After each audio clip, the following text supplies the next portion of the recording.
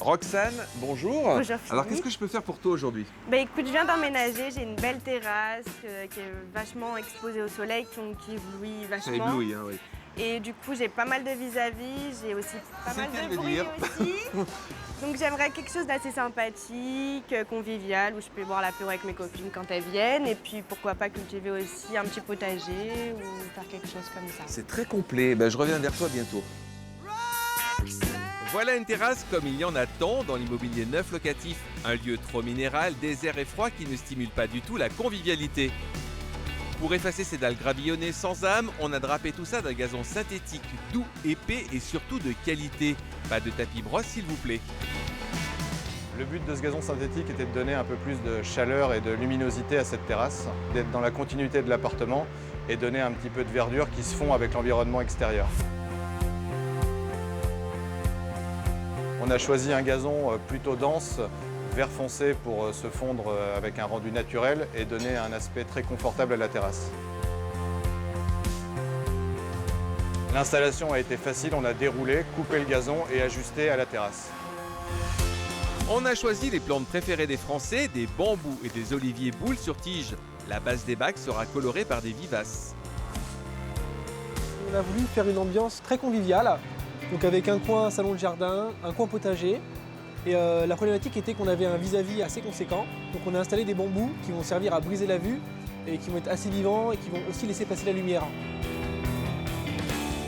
Pour Roxane, on implante des potagers à hauteur de femme. Pratique, on jardine sans se faire mal au dos. La bonne idée, mélanger fleurs et légumes.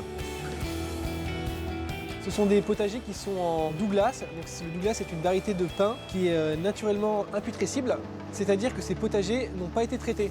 Le bois est brut mais résistant dans le temps. Allez, terreau. On plante en mélangeant bien les légumes, les aromatiques et les fleurs. On mise sur le compagnonnage et l'entraide entre les végétaux. Non, Roxane, ça se plante sans le pot. On enlève le pot, il n'est pas biodégradable celui-là. Hein.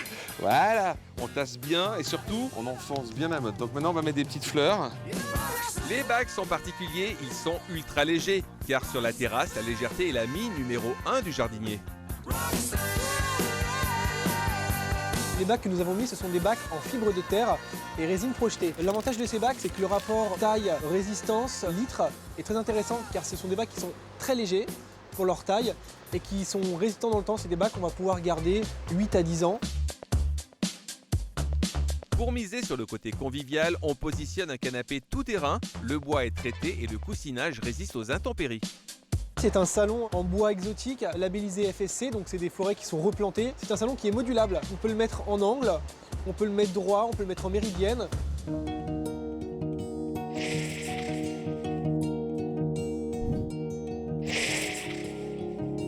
Alors qu'est-ce que t'en penses, Roxane?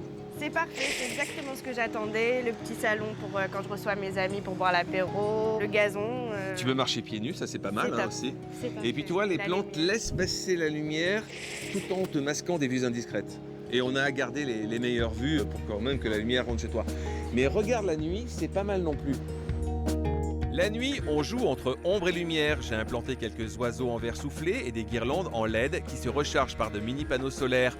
On garde aussi le côté « je me masque des vues indiscrètes », une terrasse simple à faire.